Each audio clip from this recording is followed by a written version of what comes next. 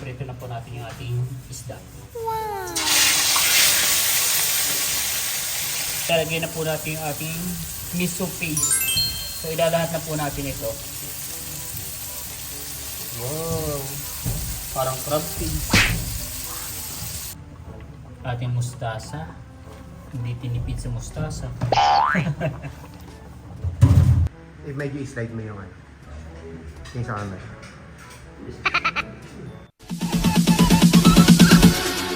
Bounce.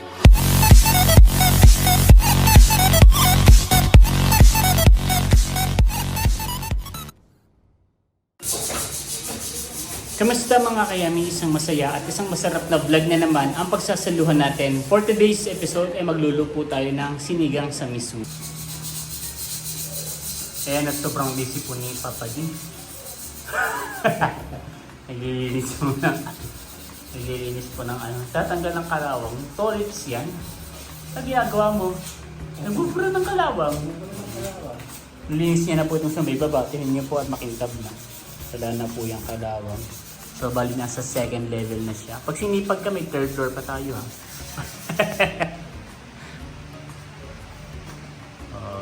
Parang dito yung sa harap yung may maano talaga, no? Yung may before and after na. Ginagamit niya po ay liha.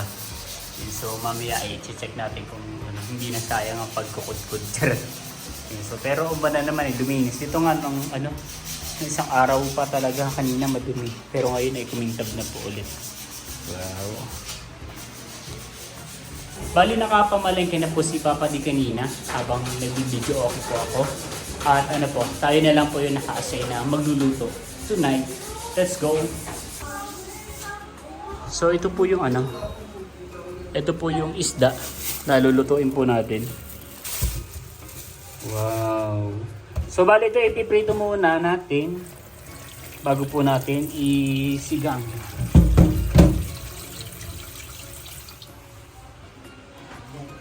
At wala na po palang mantika. So bibili po muna tayo sa labas ng mantika bago po tayo magprito.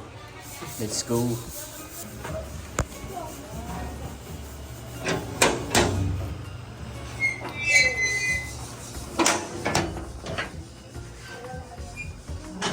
Mantika nga po. Isang bote. Dito nga po pala yung ano, yung ulam na inulam natin kagabi. Dito po sa kapitbahay lang po natin.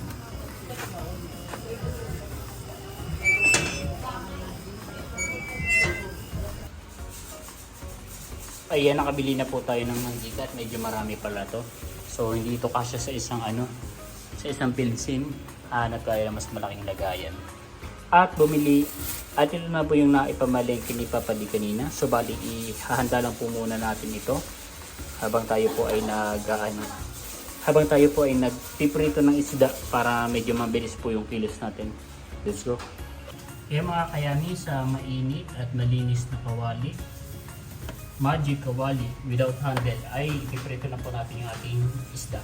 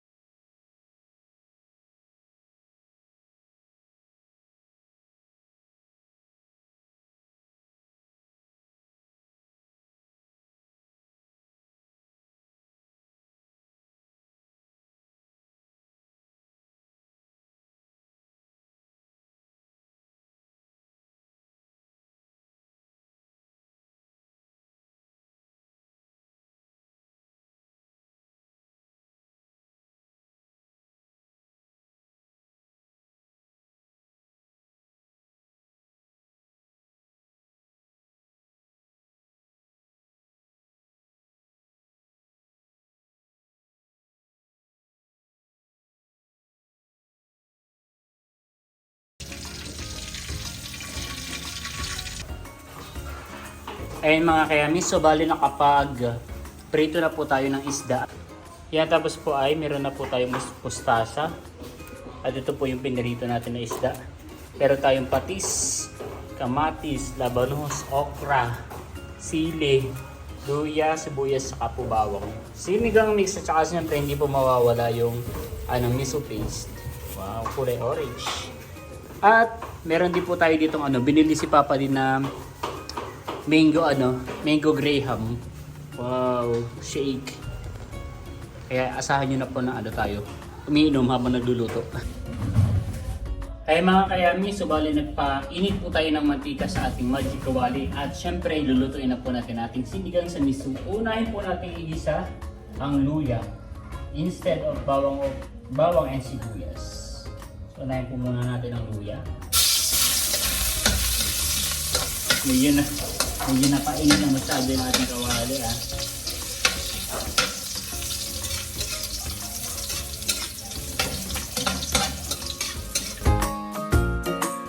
Next, lalagyan na po natin ang bawang at sibuyas.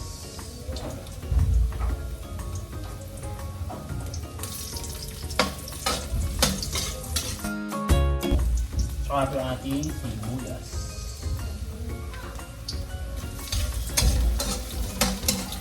Hindi ko po alam ang purpose na kung bakit inuna yung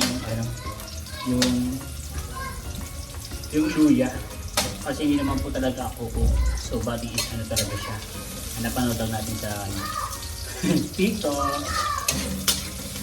Tsaka sa YouTube yan.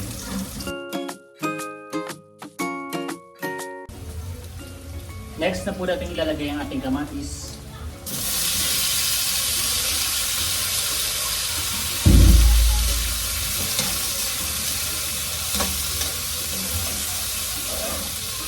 So antayin lang po natin maluto itong kamatis hanggang sa parang maano na siya, madurog. And I think mabilis lang naman po itong maluluto dahil hinog na po yung kamatis na nabili ni Papa.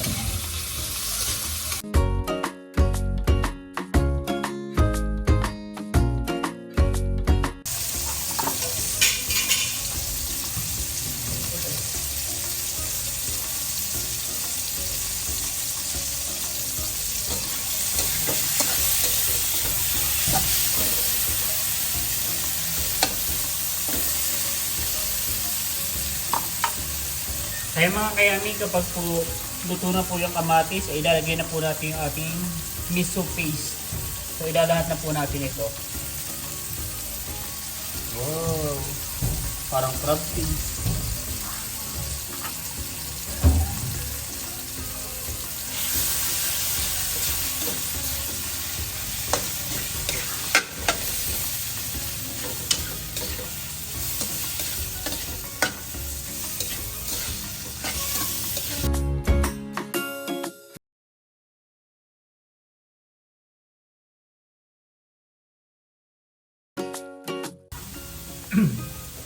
Lalagyan na po natin ng patis. Lagyan natin dito para hindi maparami.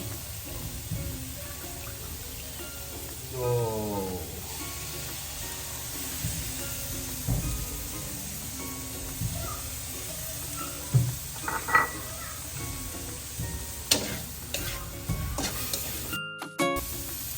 lalagyan na po natin ng sabaw.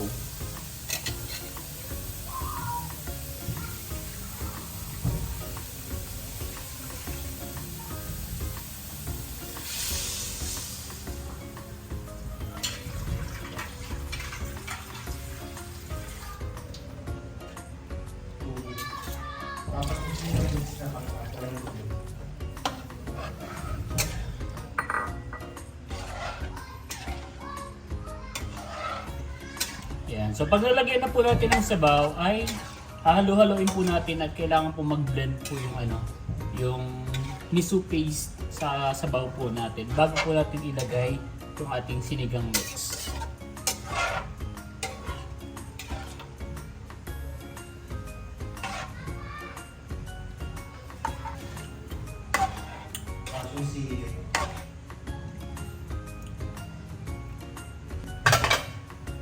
Maganda po sana kung ang gagamitin natin na sabaw is yung pinaghugasan daw po ng bigas.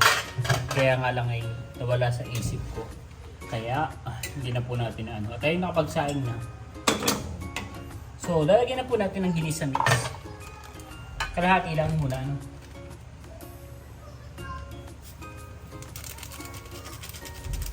Ay, sinigang mix. Ano bang nabanggit ko? Ginisa mix. Sinigang mix. Yan. At atin po nga haluin para mag-blend.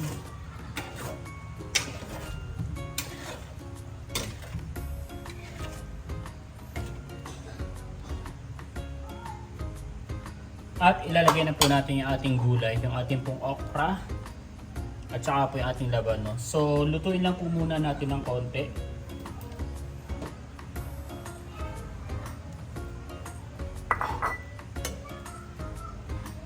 Atin lang po tatakpan hanggang sa maluto.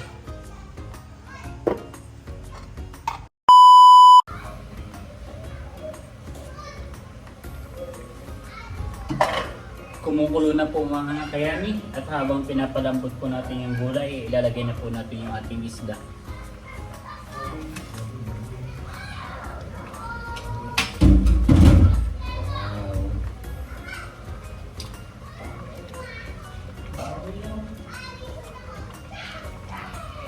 Hindi naman po ito madudurog dahil ano, naprito na nga po natin. So advantage ng piniprito muna natin yung isda bago natin ilagay sa ating sinigang ay ano po, aside sa hindi po siya mas balansa ay mas hindi po siya nadudurog kapag just in case na kailangan nating haluin yung ating niluluto. So takpan lang po natin hanggang sa maluto po yung ating gulay.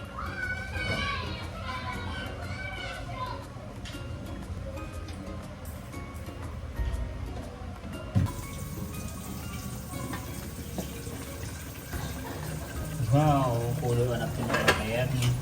Ito po ay dinaldagan ko ng konting sabaw at baka masyado pong malapot. Kasi piling ko ay kulang talaga siya sa sabaw. And then ilalagay na po natin yung ating gulay. Ang ating mustasa. Hindi tinipid sa mustasa. Saka po yung ating sili. So, yan na lang po natin siya. Soap. And then tatakpan lang po ulit natin at maya maya ay pwede na po tayong kumain.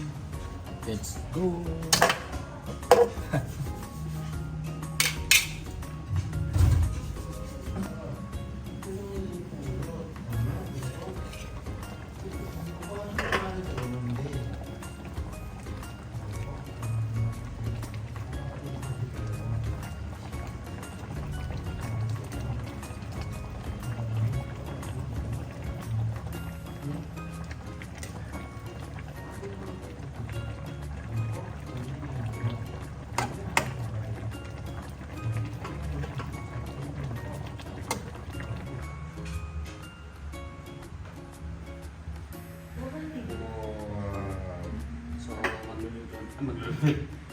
Magsasandok na po tayo ng ulam.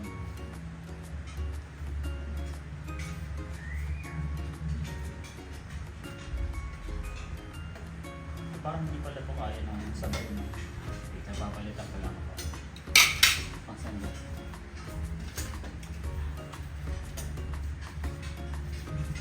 Bago.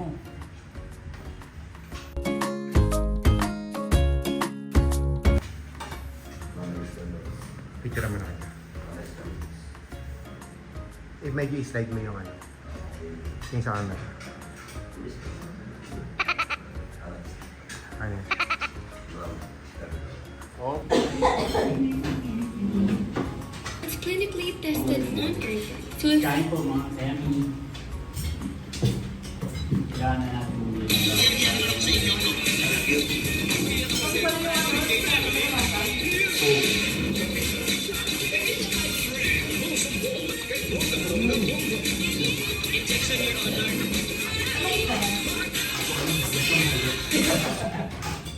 Ito bang ito?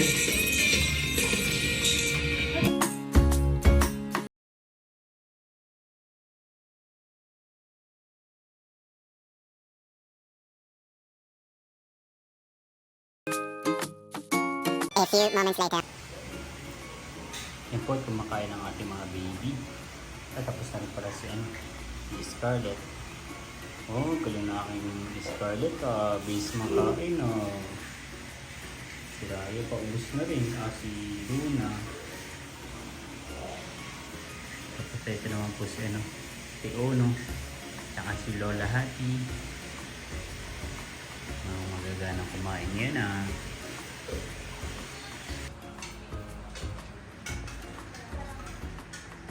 mga kayami, so kumintab na po yung ating yung ating grills ba tawag dito Wow, thank you Papa D. Talaga napakintab po, natanggal po talaga yung mga kalakalawang. Galing. Nililiha lang pala yun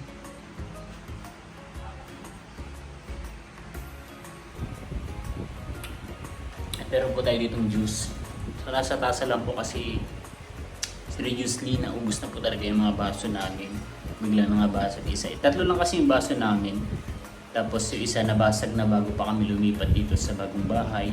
And then yung dalawa is dito lang po nabasag. So we are planning to buy next week punta namin sa Divisoria. So hindi kami nakagala ngayong rest day natin. Next week babawi kami ng gala. Punta kami sa Divisoria para bumili ng ibang mga gamit pa na kulang dito sa bahay. Sarap po ng juice. May bubuong yelo.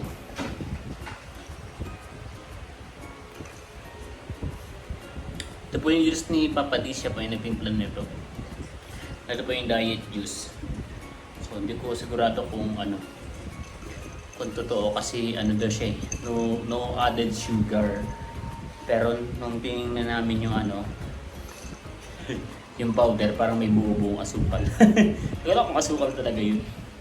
Diba?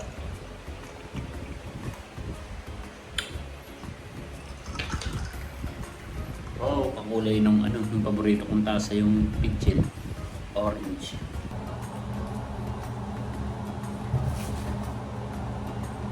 Kaya mga kayami, so bali ay nandito na tayo ulit sa kwarto at matutulog na po tayo. Dahil nakapahinga na rin naman tayo at bumaba na yung ating kinain. So bukas is another day, so may pasok tayo.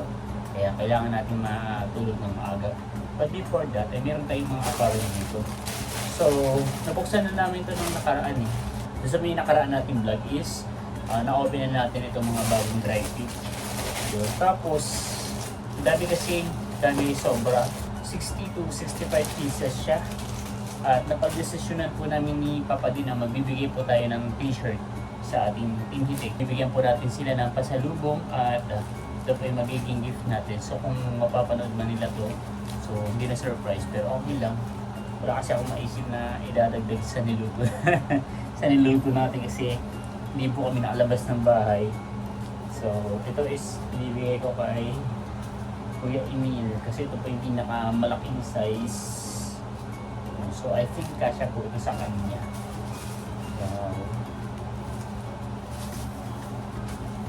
Sana po ay magustuhan po ito at sana ay magkasya.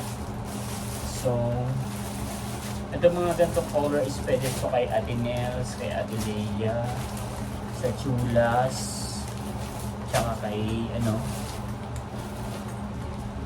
kay Kanimpol. Yan mga ganito.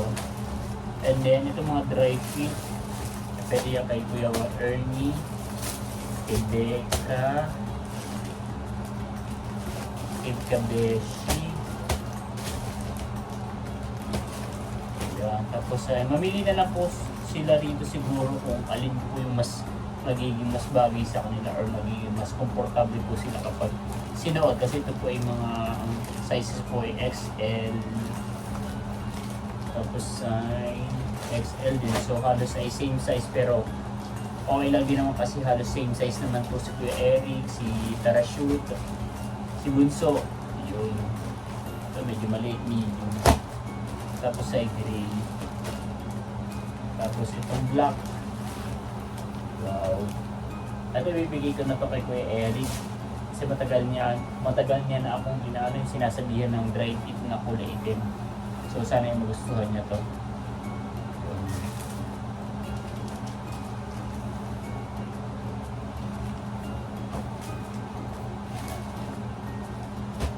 At syempre kay nanay at saka kay tatay. So, check ko na lang ulit sa mga susunod na araw. Pinakita ko lang po ito. And then sa mga susunod na araw ay mag-check pa tayo. Or possible is doon na mismo kung alin po yung mas magustuhan nila at magkasya ay sa kanila na po yun. Ayan, so bali tumatakbo nga po ang oras, tumatakbo ang araw, bumibilis sa bawat gabi. Ayan, at excited na po akong umuwi. Excited na akong mag May 26, may pasok ako. 26 na gabi, luluwas na tayo. Papunta na tayo sa sa Quezon. And then 27 is my birthday, May 27. At the same time ay reunion ng Villanueva family. And then 28 ay ang most awaited wedding ceremony ni Kagwapo lang at ni Kadilag. At ako po ang best man doon. Si Papa Diabay din siya. Ayun. And then 29 is other celebration na siya. So, dito na po tatapusin ang vlog nito. Again, maraming salamat po sa lahat ng patuloy na nanonood at sumusuporta hindi lamang sa aking channel kundi sa buong Timiti. Hanggang sa muli para sa isa na namang masaya at masarap na vlog. Bye-bye!